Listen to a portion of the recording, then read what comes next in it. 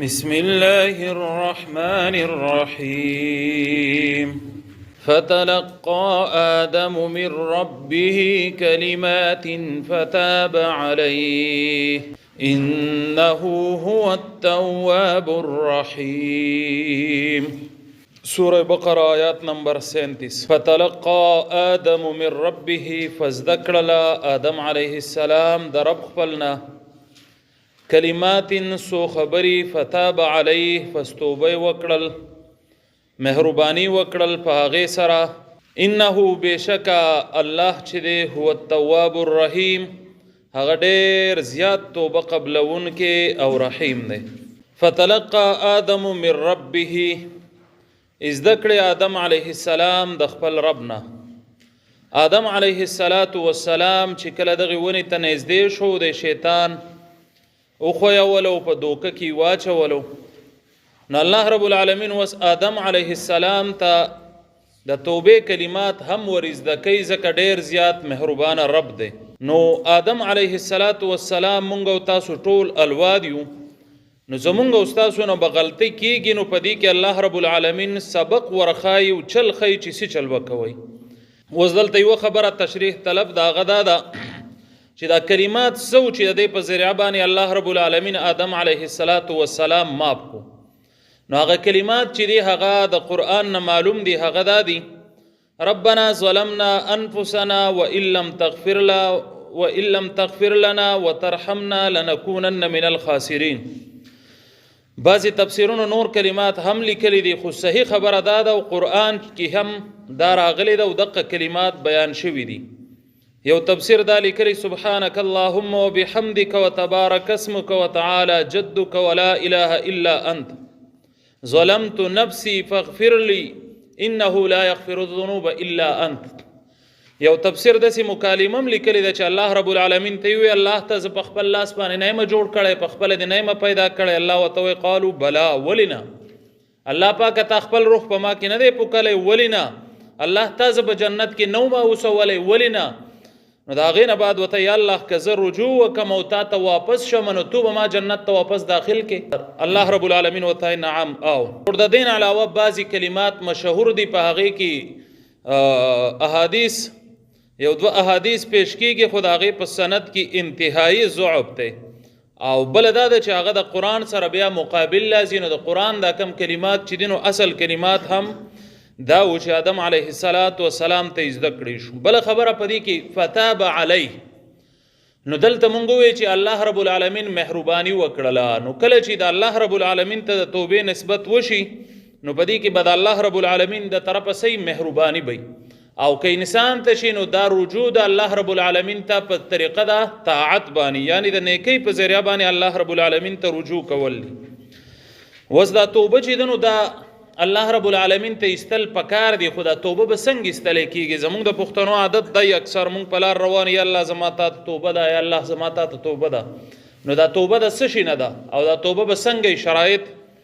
نو باغی کې یو شرط چې دینو هغه ندامت ته پیمانتیا ده چې کم ګناه ده نشوي دي نو په دې سخت پیمانه کېدل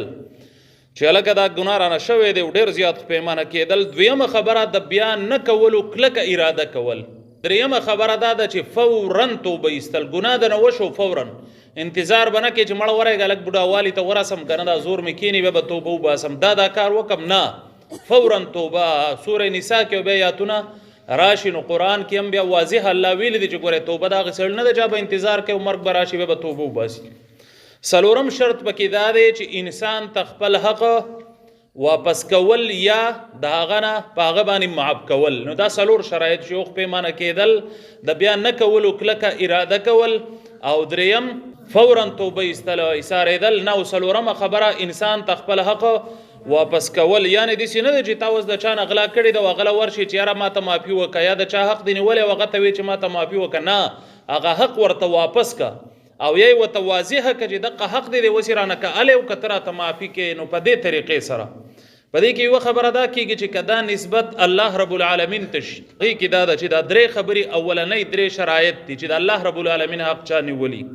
سلورم پکې دا دی چې بیا واپس کېدل په طاعت سره دا چې د انسان سره معاملې د انسان حق دی نیولې نو هغه ته حق واپس کول او چې د الله نو هغه ته واپس کېدل په طاعت باندې یعنی ګناه د نه وشو نو اوس ډېرې نیکۍ کوه استغفار چې دی دا بیا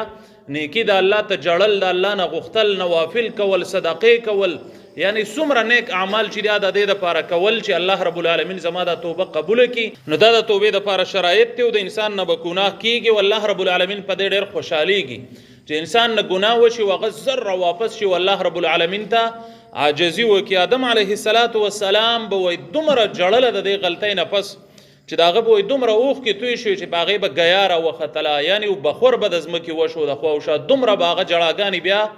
کولی نو چې ګناه د نه وشو نو یوه خبره دا ده چې زر توبه ایستل خو دویم په توبه چرته مه ډاډه کېږئ بلکې بار بار ایستلو د اسلافو طریقه دا وه چې یو ګناه به دې شوی نو 40 کاله پس به هم په هغې باندې جړل حقه ګناه به یادوئ زما نه ګوره دا ګناه شوی دا ګناه شوی دا ګناه شوی دی اوس که سړي د ګناه نه معلوم نو بیا الله ته توبه ایستل د الله نه غوښتل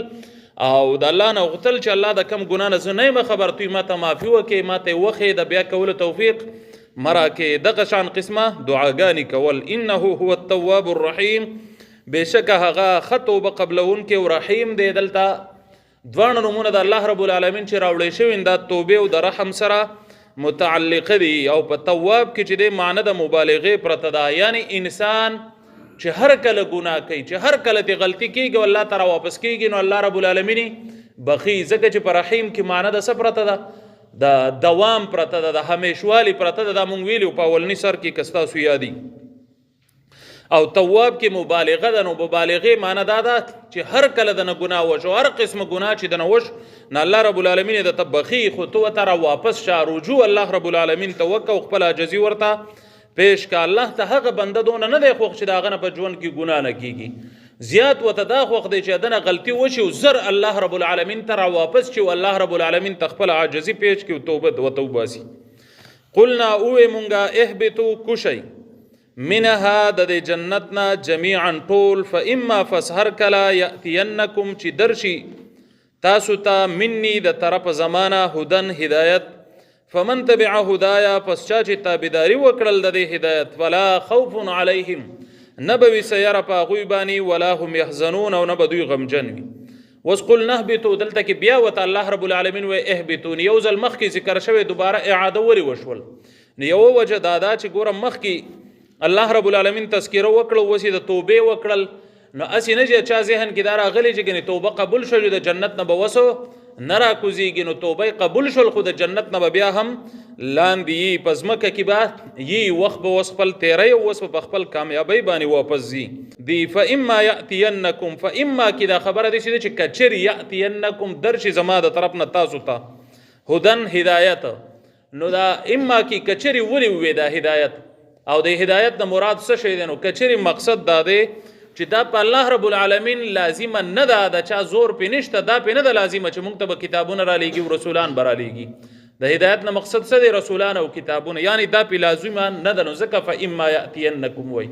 حالانکه الله رحیم رب دی نو هغه خپل رحم په موږ کړی دی او کوي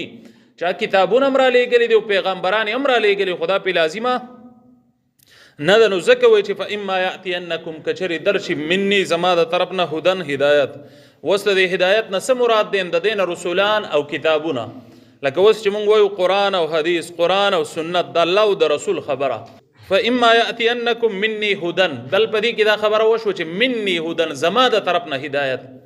نو زما د طرف نه هدایت څه مقصد دی نسبت ولې الله عین ځان ته وکړو مطلب دا دی چې هدایت بخپل نه جوړوي لکه کله کله سړی قرآن او حدیث پرېږدي او خې خبرې راټولې کوي دا څه شی دی دا دین دی دا خبرې او په دین کې منو دا به کې نه منو دا خوخي خبرې دي او دا ښه خبرې دي دا ناښه خبرې دي که نه لکه ټایم ډېر زیات کم دی خو مقصد دا دی چې که څوک د ځان نه هدایت جوړ کړي به هدایت هدایا چا چې تابعداري وکړل د دې هدایت یا د دې وایي داسې راځي چې فمن تبع کتابي زما د کتاب یعنی د قرآن مجید نو چا چې د دې هدایت تابعداري وکړل نو دوه انعام ورکوي فلا خوف علیهم ولا هم یحزنون نه به په هغوی باندې یری او نه به هغوی غمجني اوس یره د څه خبرې نو یره د سزای چې ګناه رانه شوی دی نو الله رب العالمین به سزا راکوي نو چا چې د دې هدایت تابعداري کړي هغه به ایسته بې یری الله رب العالمین به په هغوی یره نه راولي او حزن چې دی غم چې دی نو دا د دې خبرې چې ما ته په ثواب ما چې کوم اعمال کړي دي عدم ثواب ورته وایي چې په هغې به اجر میلاو شي که نه د نه میلاوېدو یری نو غم یې ورسره نو دا دواړه خبرې چې دی دا به نه په دې خلکو چې چا تابعداري د قرآن او سنت اختیار کړله نه به دوی باندې یری او نه به دوی غمجن یا داسې وایي چې فلا خوف دا خوف چې دی د آخرت ته متوجه که په آخر کې به آخرت کې به دوی باندې یره نه الله رب العالمین به دوی د یری نه صفا کی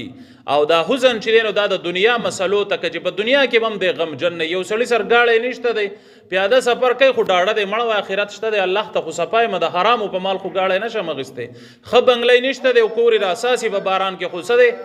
بیغمه دی نو دا بیغمي چې دا د څه شي دا د ایمان بیغمي ده که نه یعنی د قرآن او سنت تابعداري شوي نو الله رب العالمین په دنیا او په آخرت دواړو کې مؤمن ته امن او سکون ورکوي یا الله رب العالمین د عمل کولو توفیق را نصیب کړي وصلی الله تعالی علی خیر خلقه محمد